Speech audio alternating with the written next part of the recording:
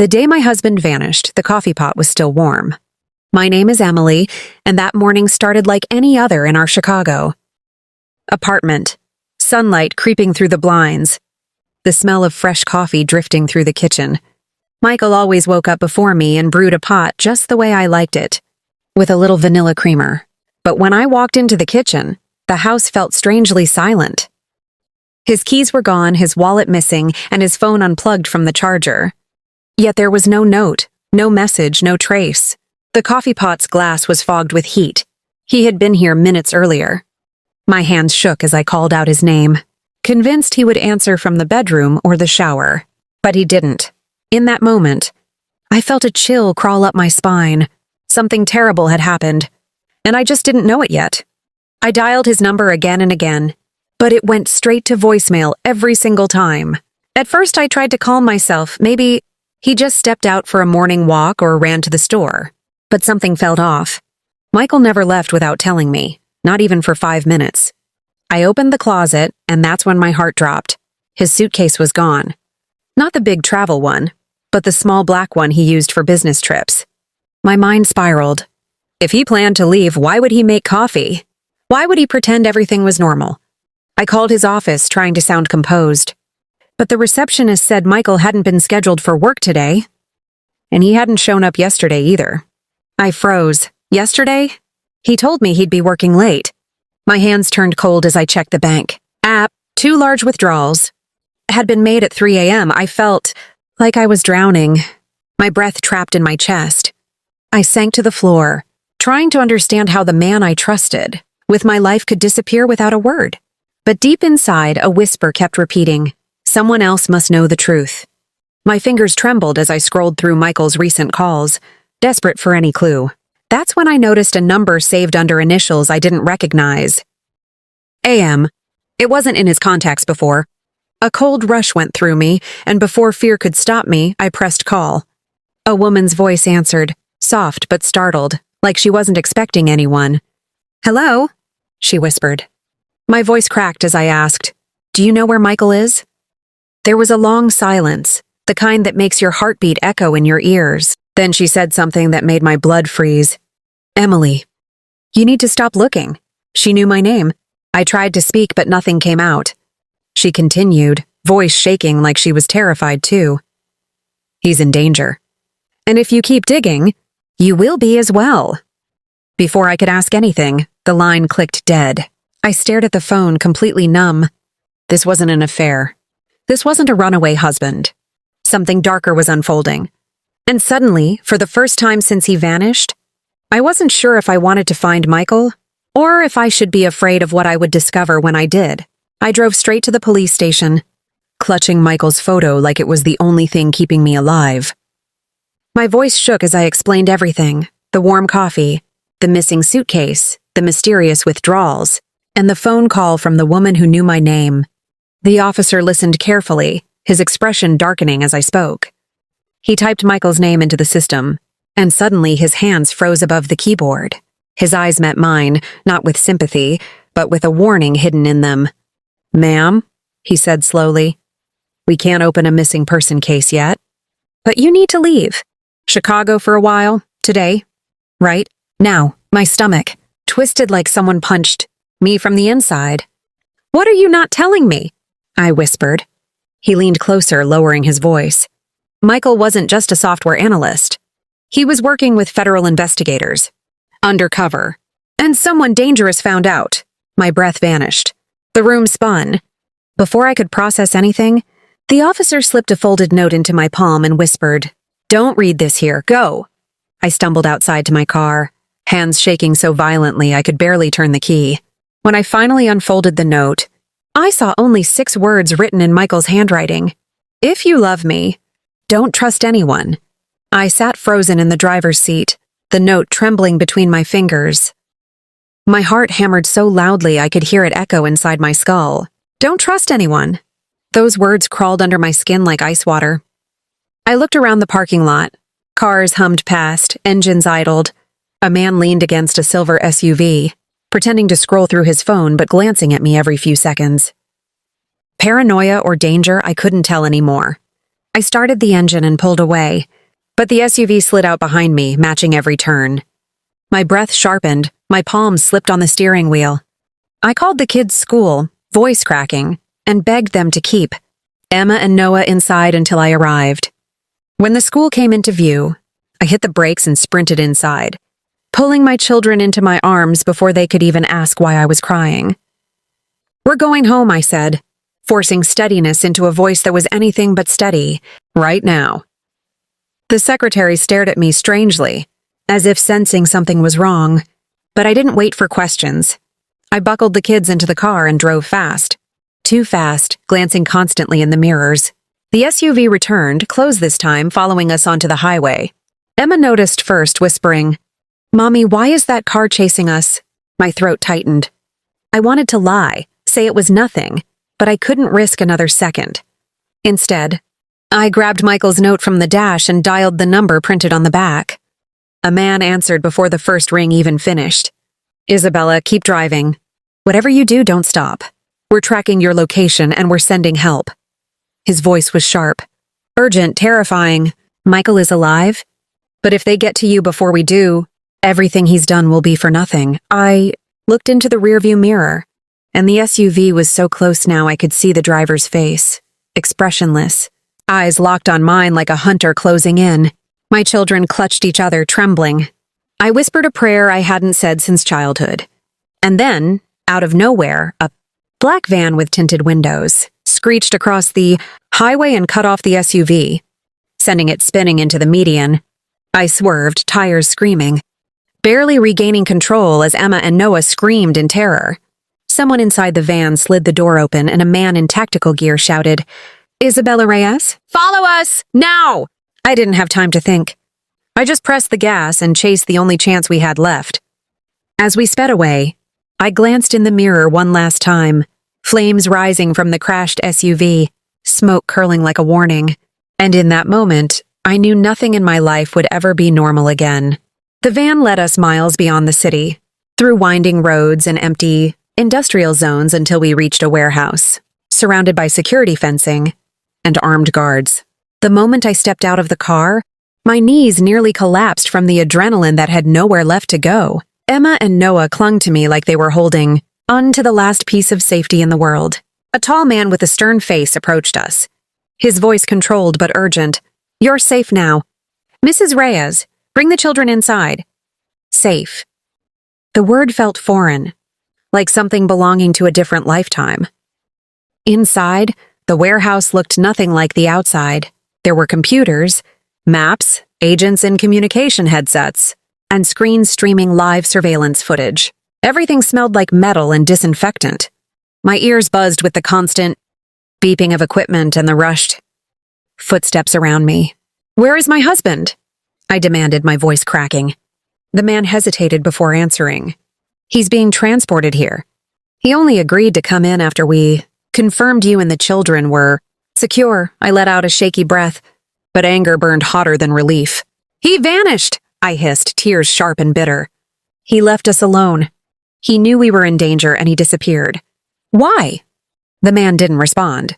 Instead, he simply stepped aside and I saw Michael, standing at the far end of the room. He looked thinner, exhausted, dark circles around his eyes. Not the man who made coffee for me every morning. Not the man who kissed our kids goodnight. When his eyes landed on me, his entire face collapsed. He took a step forward, whispering like a broken apology, "Bella." I froze. Every memory, our wedding vows, our first apartment. The way he laughed with the kids collided violently with the abandonment. The terror, the silence. Rage hardened inside me like stone.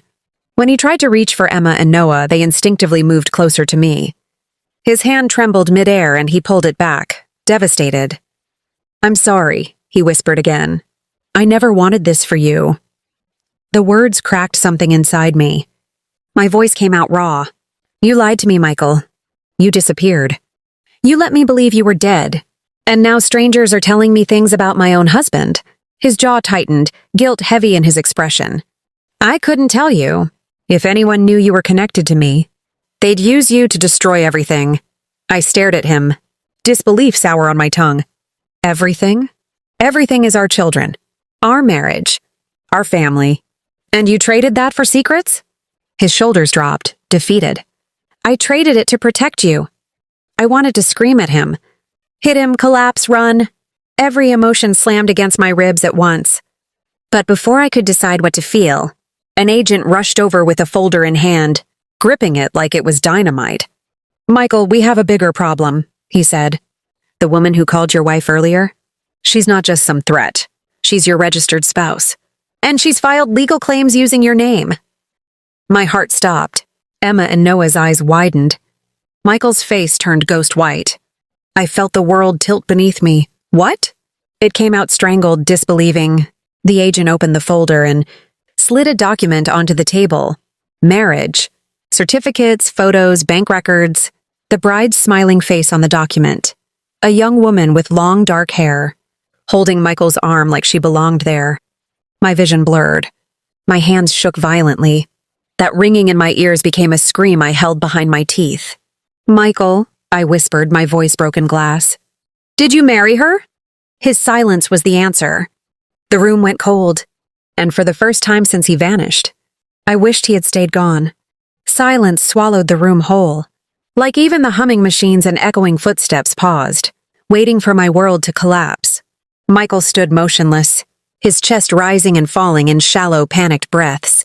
He looked like a man already buried, just waiting for the dirt to fall. I felt Emma's hand slip into mine. Noah's small fingers gripped my sweater. My children were watching everything, every tremor, every crack in my voice, every truth unraveling. I forced myself to breathe. Say it, I whispered, each word trembling.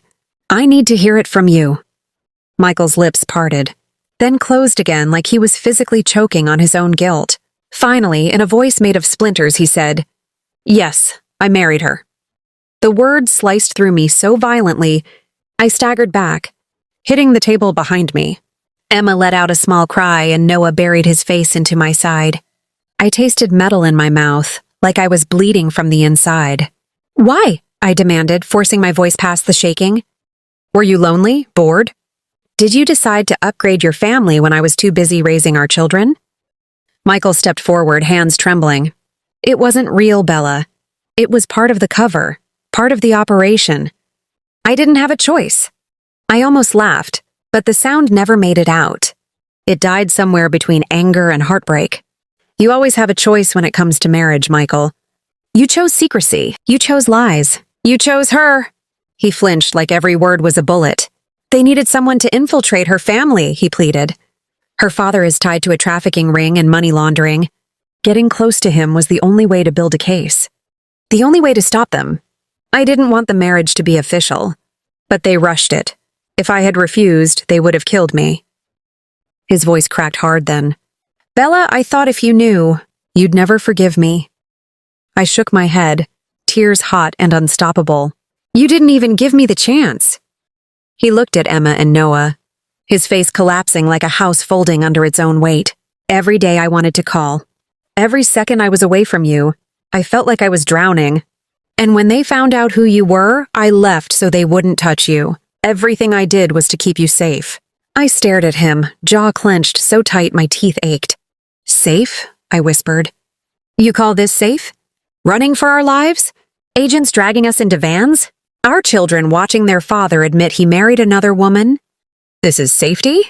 Michael's eyes filled with tears he didn't bother to hide. I am begging you, he said, voice breaking. Please don't let this destroy us. I love you, Bella. I never stopped. Those 3 words, once the most beautiful sound in the world, now felt like poison. You love me? I asked, stepping closer, my voice low and shaking. If this is what love looks like, Michael, I don't want it. He exhaled like he'd been stabbed. Then the agent cleared his throat, breaking the moment like glass under a hammer. We have an additional problem, he said. His second wife, Sophia, she thinks she's his only wife. She doesn't know about you or the children. And she's furious. She believes you're the woman intruding on her marriage. She's on her way here right now with her family and legal team. This is about to get ugly. My skin turned to ice. Emma whimpered. Noah clung tighter. Michael's expression twisted in horror. Bella, please, let me fix this. and for the first time in 17 years of marriage. I didn't know if he could. We barely had a second to breathe before the glass doors burst open. A woman stormed into the room, heels striking the floor like gunshots. She was stunning, tall, perfectly styled dark hair, expensive cream coat draped over her shoulders. Behind her trailed two sharply dressed men and an older couple whose faces looked carved from stone. She scanned the room until her eyes found Michael, then locked on me like a predator. "So," she said, voice cold and sharp enough to cut bone, "this must be the homewrecker."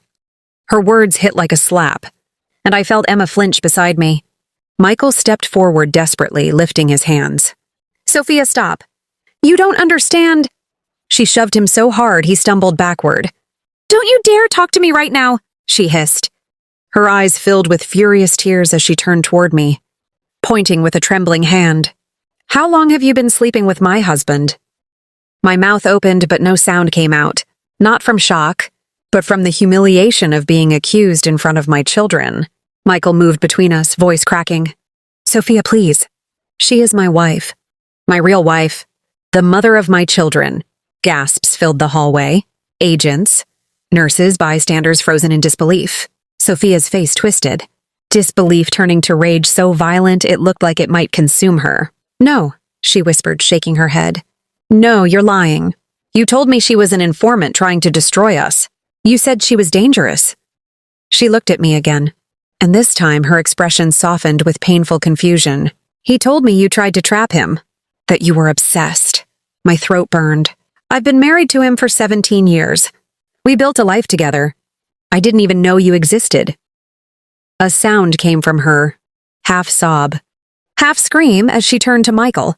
She struck his chest with both fists, crying, "How could you do this to me? To us? You married me. You promised me a future. You lied to me the same way you lied to her."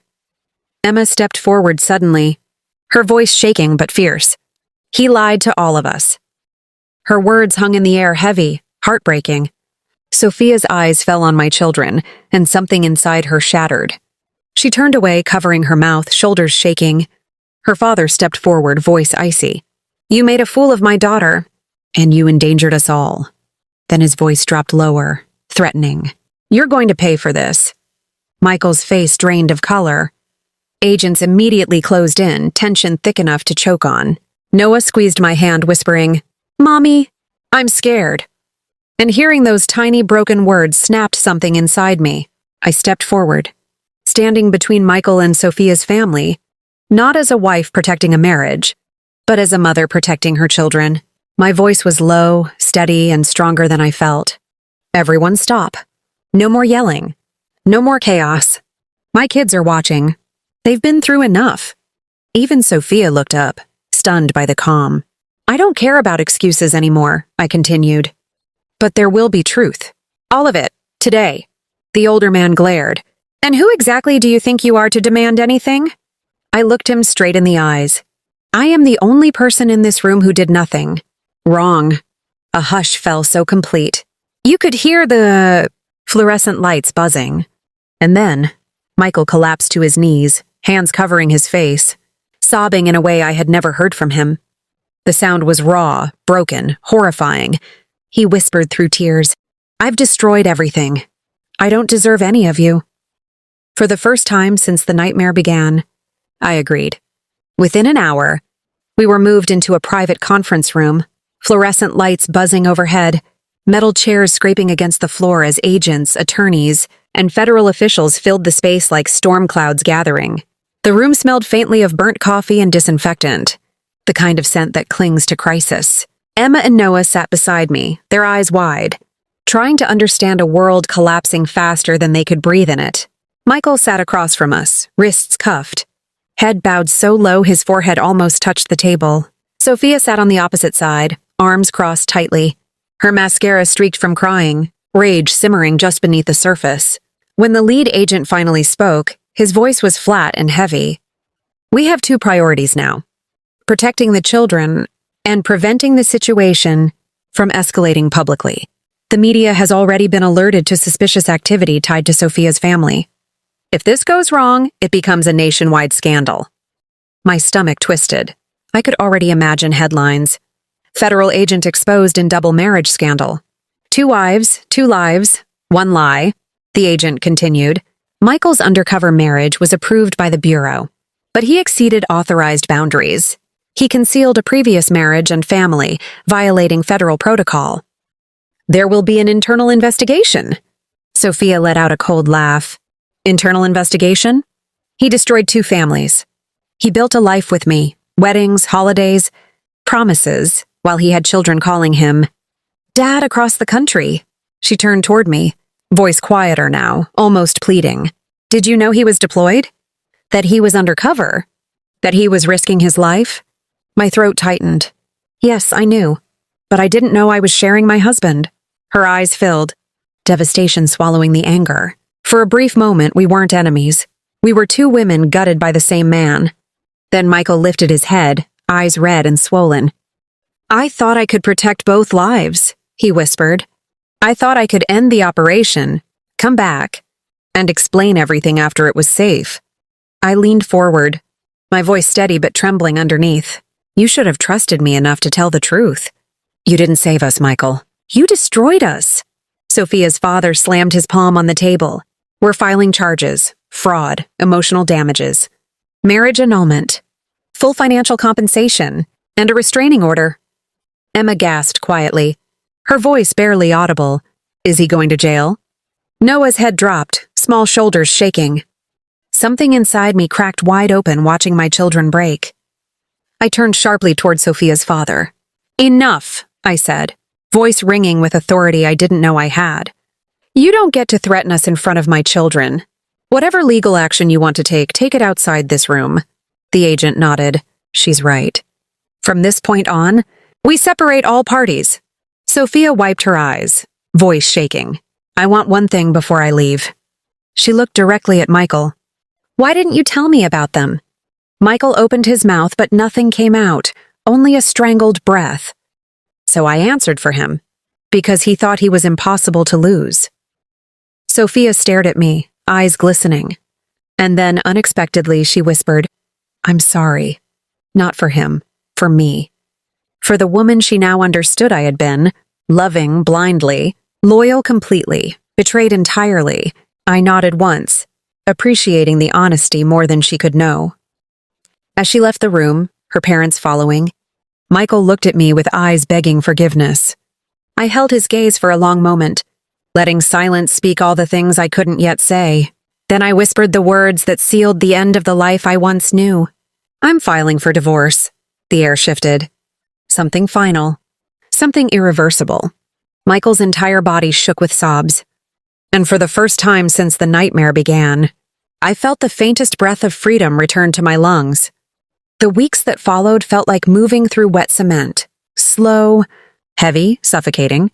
Court dates stacked like bricks on my calendar. Each hearing peeling back another layer of humiliation. The story leaked to the press within days. Paparazzi. Perched outside the courthouse. Microphones shoved into my face. Flashes exploding like tiny lightning strikes every time I stepped outside. Headlines blared everywhere. Federal agent accused of double-life marriage scheme. 2 wives, 2 families, 1 betrayal. Chicago mother speaks out. The worst part wasn't the media. It was watching Emma and Noah's innocence crumble like dry leaves. Emma stopped talking in class and started sleeping with the lights on. Noah flinched at sudden noises and cried whenever he saw a police uniform. I enrolled them in counseling, praying time would soften the jagged edges inside them. Meanwhile, Michael's world collapsed publicly and brutally.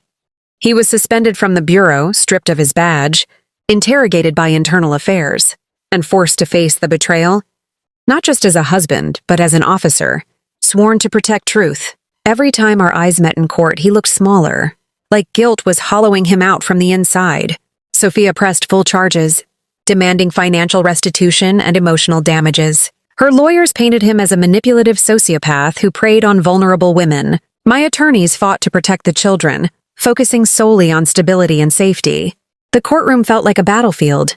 But I refused to act like a soldier. I sat quietly, hands folded, dignity held like a shield. The judge studied us all carefully, his voice stern but empathetic. Mr. Carter, he said to Michael, The gravity of your actions is staggering. You didn't just betray your oath, you shattered the lives of 5 people who trusted you. Michael lowered his head, tears dripping onto the wooden table. The judge awarded me full custody, child support, and exclusive rights to the home and assets. Sophia received restitution and an official annulment. Michael lost everything: his career, his reputation, 2 families. When the gavel struck, ending the longest chapter of my life, Michael looked at me like a drowning man watching the last lifeboat drift away. "Bella," he whispered as court recessed, voice raw. "I don't expect forgiveness. But please tell me someday you'll let me see the kids." My heart cracked, because despite everything, he was still their father. But my voice stayed steady. "When they're ready," I said, and turned away, not in cruelty, but in survival. Outside the courthouse, cameras flashed wildly, reporters shouting questions. I held Emma and Noah's hands tightly, lifted my chin, and walked through the chaos with more strength than I'd ever known I possessed. For the first time in months, I felt sunlight, real sunlight, warm against my face.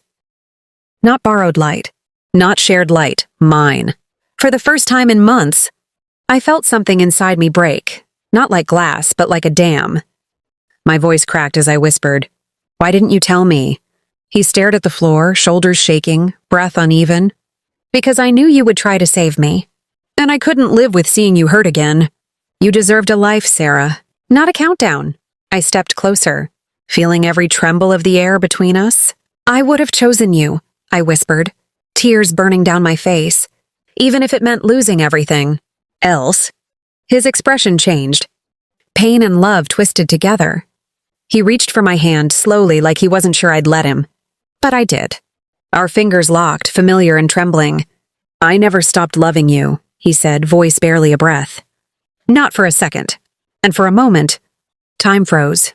The world outside the little cafe fell silent.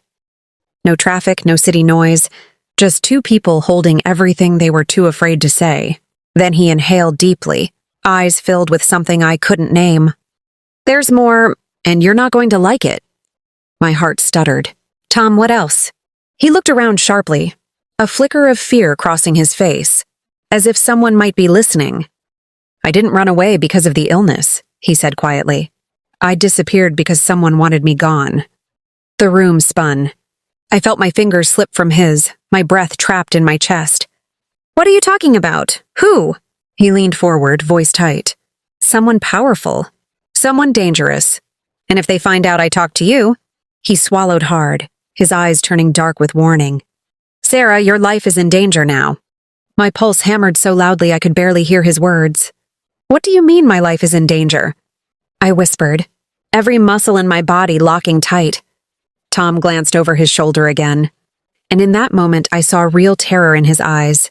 Terror I had never seen in the man I married. I was working on something I wasn't supposed to see.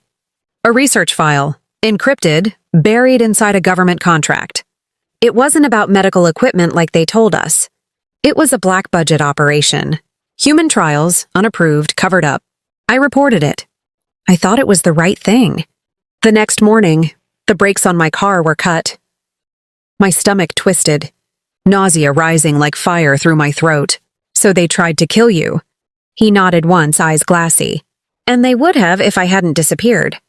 If they knew you had any idea about that research, they'd come for you too. That's why I left you, Sarah. I left to keep you alive." I felt the air tear from my lungs. Years of grief, of confusion, of hating myself for not being enough, reduced now to a single horrifying truth. "All this time," I whispered, "I thought you didn't love me anymore." His voice broke, raw and shaking. Loving you was the only thing that kept me fighting. Before I could speak, the cafe door slammed open so hard the glass rattled. 2 men in dark coats stepped inside, scanning the room with cold precision. Tom's face drained of color. "They found us," he breathed. "Sarah, run!" And suddenly the world exploded into motion.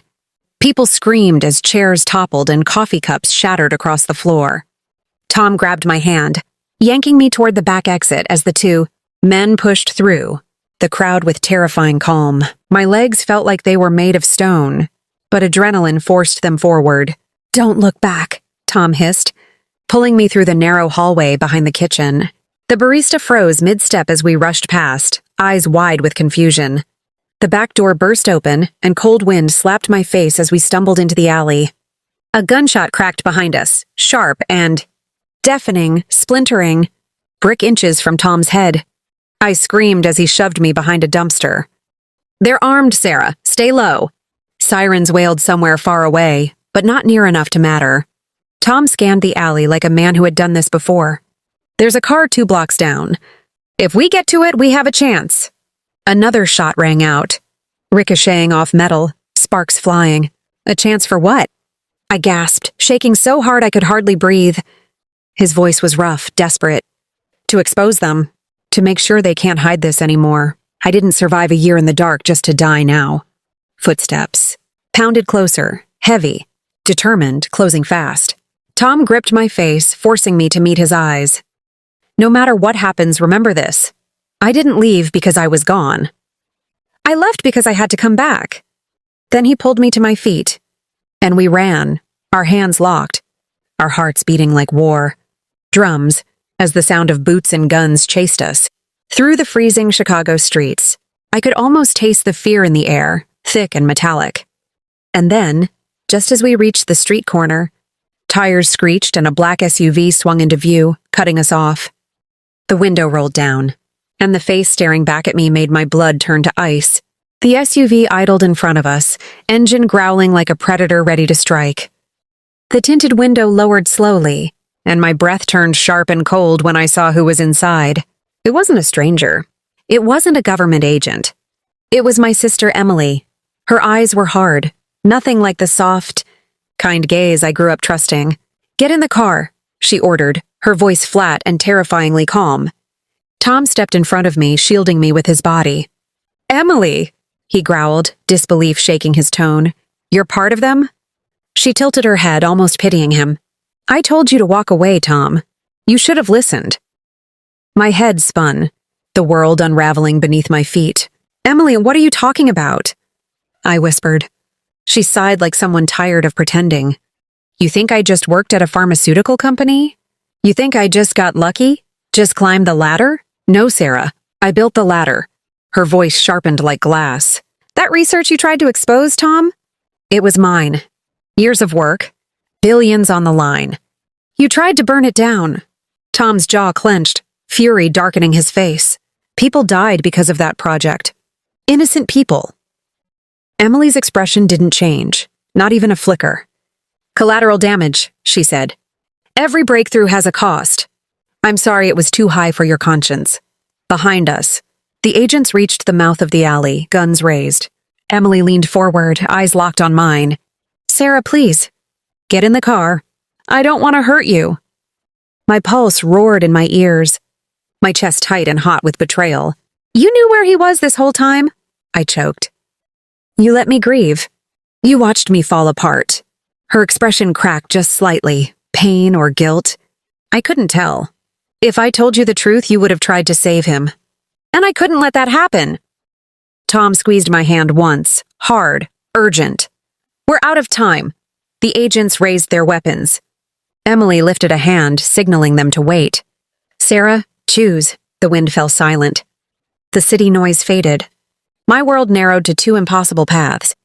The man I loved who returned from the dead, and the sister I thought I knew. Time stretched thin, like the world was holding its breath. My hand trembled inside Tom's, and all I could hear was the pounding of blood in my ears. Emily watched me with an expression that was both cold and pleading, a contradiction that made my stomach twist. "Sarah," she whispered.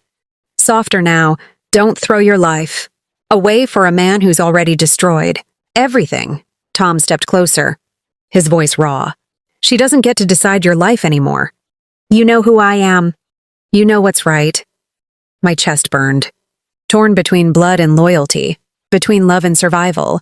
"I don't even know what's true anymore," I whispered, tears blurring the streetlights into halos.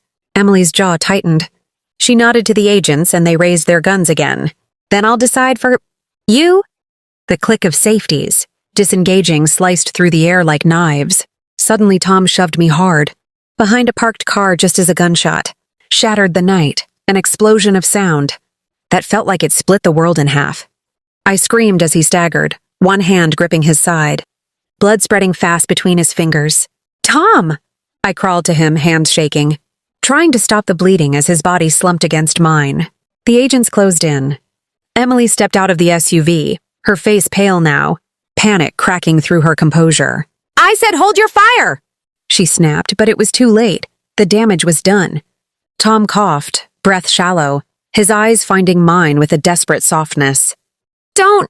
"Choose her," he whispered, voice fading like a radio losing signal. "Finish what I started." My heart ripped open. Emily reached out a hand toward me, shaking. "Sarah, please. Come with me before they shoot again." I looked at her, the sister who once braided my hair and laughed with me under summer fireworks, and all I felt now was a coldness I didn't recognize. I stood slowly, hands covered in Tom's blood, and met her eyes. "You lost me the day he disappeared." And then I ran. I ran into the screaming night, sirens rising like a storm behind me, not knowing where I was going, only that I couldn't stop. Not now, not after everything. I didn't know if Tom was alive or dead. I didn't know if I'd survive until morning. But I knew one thing with absolute clarity. The truth was worth burning the world for. The city swallowed me whole as I ran, breath tearing through my lungs, shoes slapping against wet pavement. Rain began to fall in thin needles, mixing with the blood still coating my hands. Neon signs blurred past like smeared paint. Every shadow felt like a threat, every parked car like a trap. I ducked into a narrow alley behind an old auto shop and collapsed, against the cold brick wall, trying to steady my shaking hands. That was when I felt it. The tiny, hard shape pressing into my ribs inside my jacket. The flash drive Tom had slipped into my pocket just before the gunshot. I pulled it out, staring at the small black device that suddenly weighed more than my entire life. A single word was scratched into the plastic: truth. Lightning flashed overhead, illuminating the alley like a strobe light. Somewhere far away, sirens cut through the night. I didn't have a plan, just instinct. There was only one person in the world I could trust now: Mark, an old journalist friend who had once promised, half joking, "If you ever need to burn the world down, call me." My fingers fumbled as I dialed his number, still slick with blood. He answered on the second ring. "Sarah, Jesus, are you crying? What's happening?" His voice hit me like a lifeline. "I need help," I whispered, choking on the words. "I have evidence. People are dead. They're coming for me." A beat of stunned silence followed. Then his voice sharpened with urgency. "Tell me where you are, now." I gave him the street name, my voice cracking. "And Mark, Tom's been shot." Another silence, heavier this time. "Stay exactly where you are. Don't move." "I'm coming." The call ended, leaving only the echo of rain and sirens. My body trembled violently now, adrenaline fading into raw fear. I hugged my knees, my breath fogging the cold air. I replayed everything: Tom's cryptic messages, the sudden transfer, the secrets, the night he disappeared, the way Emily looked at me like a stranger. Questions clawed at me.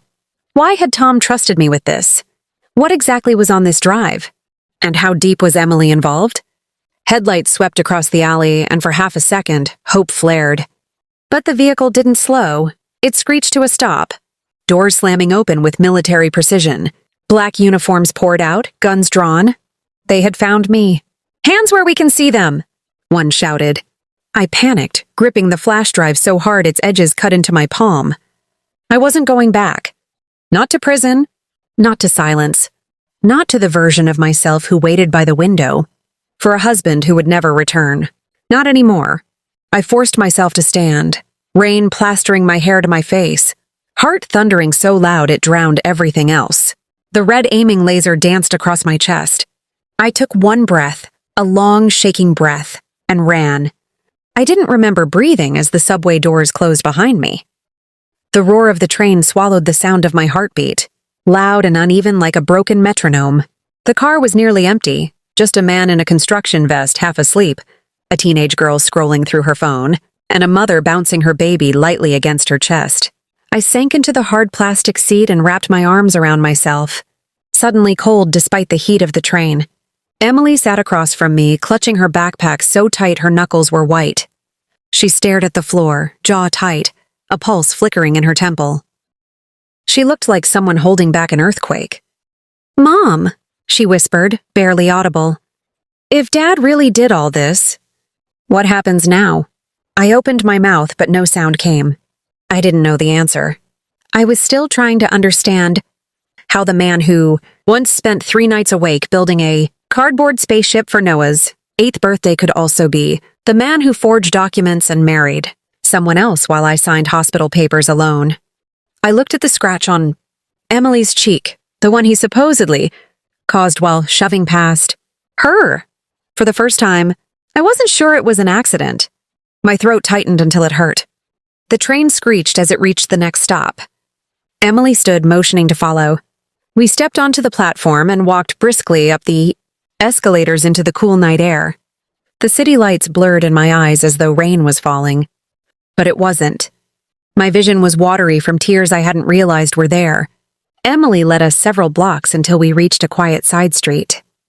She stopped in front of a red brick building with a tiny faded sign, Java Lantern Cafe.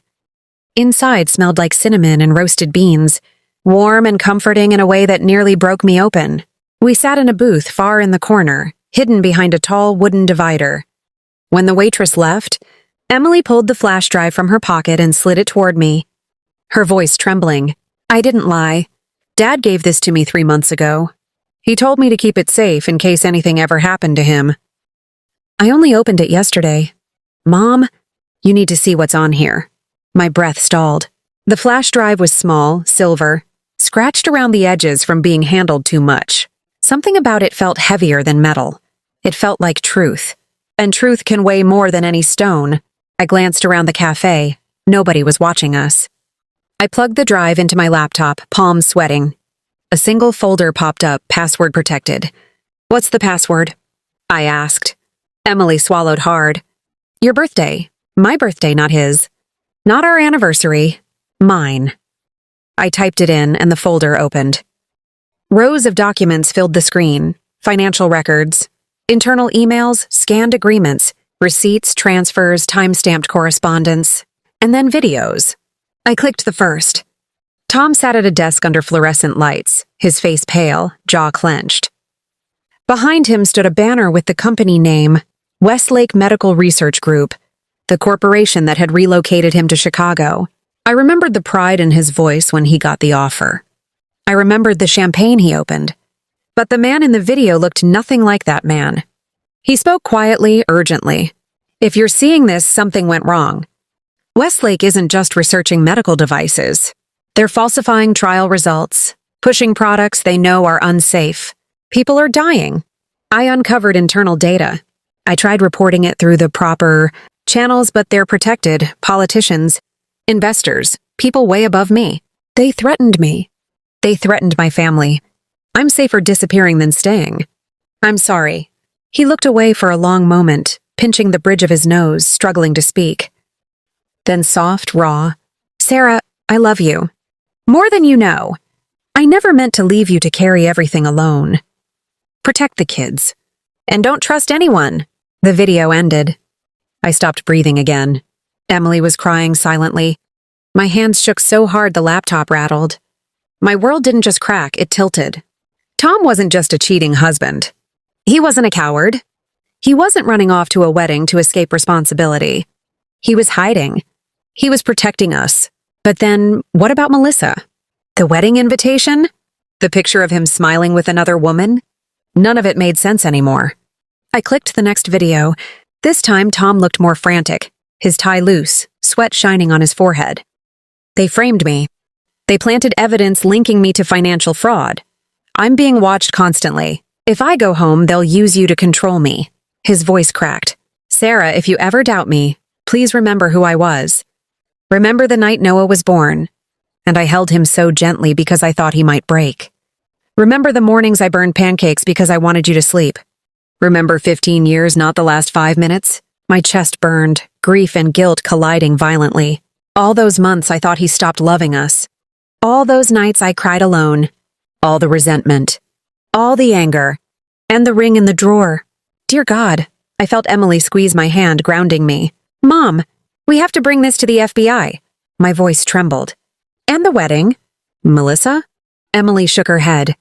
I think that was staged. I think they're using her as cover. To make him look like the villain.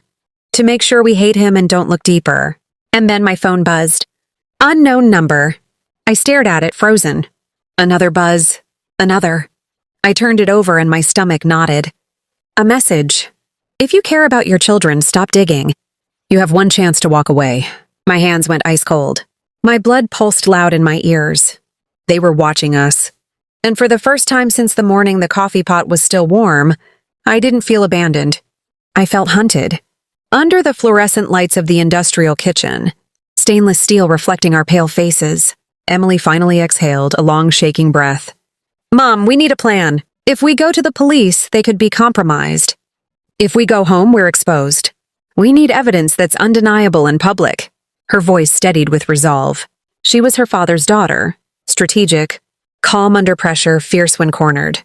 I pulled her into my arms and held her tight. We're going to finish what your dad started. My voice surprised. Me, strong, certain. Something inside. Me shifted, like steel forming in the fire. I had spent months grieving a man I thought abandoned me. Now I understood. He didn't walk away. He was ripped from our life to keep us alive. A crash echoed from the front of the bakery, the sound of someone trying the locked door. Emily's eyes widened. They followed us. We ran. Through the back exit into another alley that spilled onto a busy street. People, traffic, noise, safety in numbers. The city swallowed us and we disappeared into the crowd. We walked fast, heads down, until Emily guided us to an old public library, huge stone steps leading to tall wooden doors. A sanctuary. We slipped inside, welcomed by silence and the soft smell of aging paper. We found a table in the far back corner behind tall stacks of history books. Out of sight. Emily opened her laptop and played another file from the flash drive. This one wasn't Tom. It was a woman, mid-40s. Red hair, wearing a lab coat. Her eyes were tired, haunted. If anything happens to me, she whispered, this company is responsible. They killed patients, covered up deaths, bribed families, buried reports. They're releasing a product that will destroy thousands of lives. I tried to stop them. Her voice broke. They silenced my colleagues. I'm next. The video timestamp was from 6 months ago. I felt bile rise in my throat. Emily whispered, Mom, she's missing. There's an article about it. People think she ran away. My stomach turned cold. The sound of footsteps echoed through the quiet library. Slow, controlled, coming closer. I looked at Emily and mouthed, Run! We packed everything in 5 frantic seconds and slipped behind the side staircase, leading to the archives. We hid in the dim shadows, pressed against the wall, hearts pounding so loud I swore they echoed. A security guard passed by. Then another man. Not a guard. Clean-shaven, black suit, earpiece. His eyes scanned the room like a predator. Emily clutched my hand so tightly my fingers went numb. When they disappeared into another aisle, we slipped down the staircase and out the emergency exit, alarms shrieking behind us. We ran until our lungs burned. Finally, we stopped under the neon glow of a convenience store sign. I bent over, hands on my knees, gasping. Emily leaned against the wall, shaking. Mom, she breathed, they won't stop. Not now. I looked into her terrified eyes and something hardened inside me. Then we won't either. My voice was no longer trembling. It was steel. Tomorrow we go public. But first, I had someone to face. Someone who had stood beside Tom in that wedding photo. Someone who smiled while my world burned. Melissa. And for the first time since he disappeared, I wasn't scared of the truth. I was ready to burn every lie down to the ground. And that night, when I was sitting on a cold metal bench in the hospital, my hands were still holding the ring my husband had given me on our first anniversary. I remember he had smiled and said, no matter how dark life gets, just hold my hand and I will walk with you. But today his hand was completely cold. No movement at all. Just the beeping of machines and a strange, silent pain in the midst of all the doctors rushing around. Something inside my heart was breaking, like the whole world had been taken away from me. The nurse placed her hand on my shoulder and softly said, "We tried everything." But his heart couldn't take more. My ears were ringing. I wanted to scream, but no sound came out. I just looked at his face. It looked like he was sleeping, like he had just closed his eyes for a moment. I held his hand to my cheek and broke down, crying uncontrollably, saying, "You promised you'd never leave me. Please come back just once, look at me." But life never gives back what it takes away. I couldn't understand how I would go home without him, how I would face those walls where every corner holds our memories. The laughter, the fights, the promises, everything felt empty in an instant. The hospital lights and cold air made that moment even heavier. I kept thinking about the last hug I gave him, the one I gave in a rush without knowing it would be our last. I wish I had held him tighter. I wish I had told him how much I loved him. And now, every night, I ask my heart the same question.